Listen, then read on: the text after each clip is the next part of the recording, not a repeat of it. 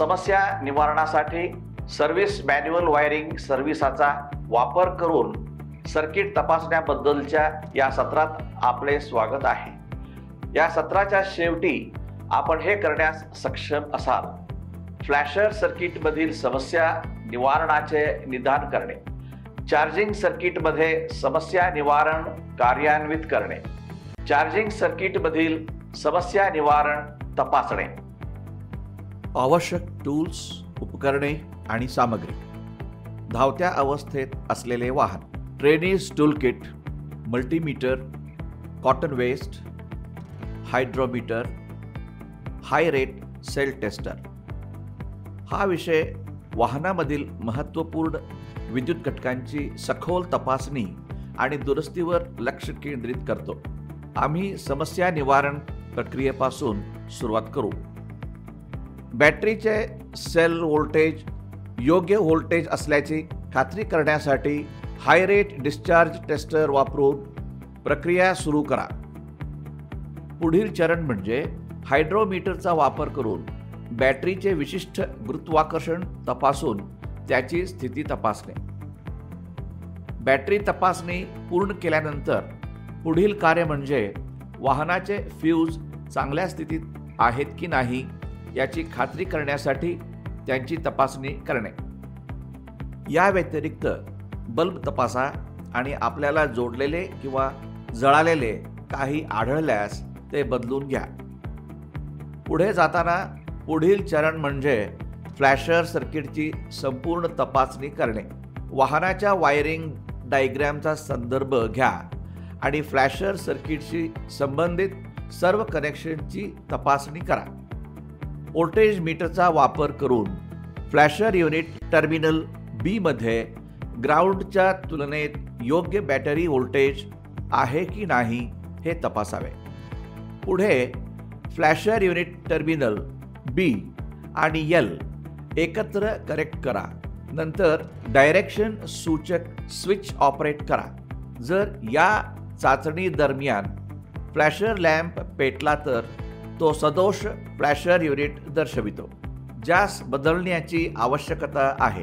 हे लक्षात घेणे महत्त्वाचे आहे की फ्लॅशर युनिट्सची दुरुस्ती केली जाऊ शकत नाही। ही पायरी पुष्टी करते की त्याची रिप्लेसमेंट आवश्यक आहे।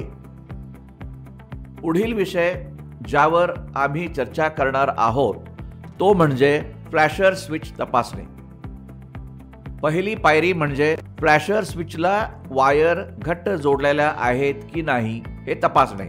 जर कोणतेही कनेक्शन सैल असतील तर विश्वासार्ह विद्युत कनेक्शन राखण्यासाठी त्यांना सुरक्षित करा।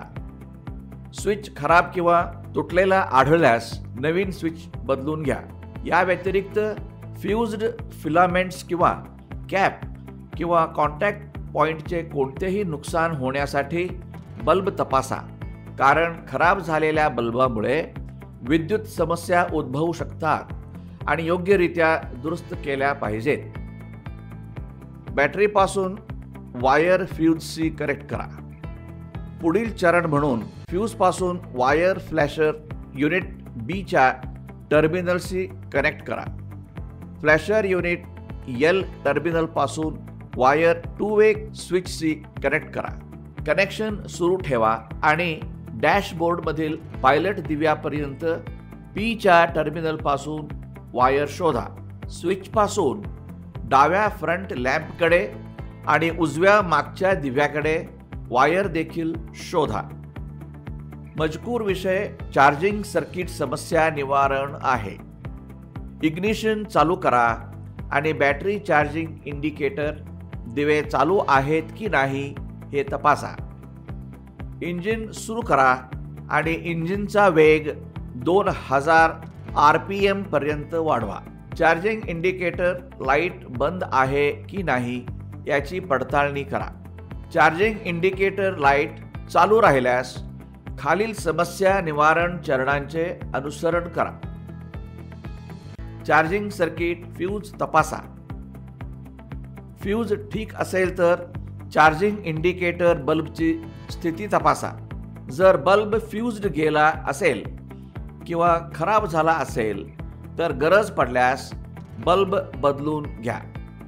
इंजिन चालू असताना चार्जिंग इंडिकेटर लाईट बाहेर जात नसेल तर चरणांचे अनुसरण करा. ड्राईव्ह बेल्ट त्याच्या योग्य तणावासाठी तपासा. ते योग्य नसेल तर त्यातील टेन्शन ॲडजस्ट करा. बॅटरी, फ्यूज आणि त्याचे कनेक्शन व्यवस्थित तपासा. बॅटरी टर्मिनल्स सह मल्टीमीटर कनेक्ट करा. 6 वोल्ट ते 20 वोल्टच्या श्रेणीतील व्होल्टेज मोजण्यासाठी सेट करा. इंजिन सुरू करून बॅटरी व्होल्टेज तपासा. व्होल्टेज 14.2 वोल्ट ते 14.8 वोल्ट दरम्यान असेल तर बॅटरी चांगल्या स्थितीत आहे. इंजिन चालवा आणि अनियमित आवाज तपासा. ड्रायव्हिंग बोल्टच्या अयोग्य ॲडजस्टरमुळे हे होऊ शकते. ते सोडविण्यासाठी बेल्ट ॲडजस्ट करा. जर अल्टरनेटरपासून आउटपुट व्होल्टेज कमी असेल तर अल्टरनेटर कनेक्शन तपासा आणि सैल असल्यास ते घट्ट करा.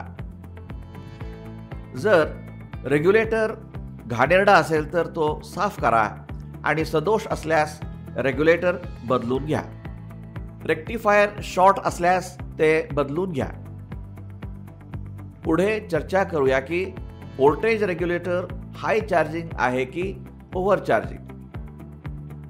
आपण व्होल्टेज रेग्युलेटर बदलून चुकीची अर्थिंग आणि जे स्टिकी रेग्युलेटर कॉन्टॅक्ट्स आहेत ते आपण ठीक करू शकतो. समस्या निवारणासाठी सर्व्हिस मॅन्युअल वायरिंग सर्व्हिसाचा वापर करून सर्किट तपासण्याबद्दल या विषयाचा सारांश घेऊया.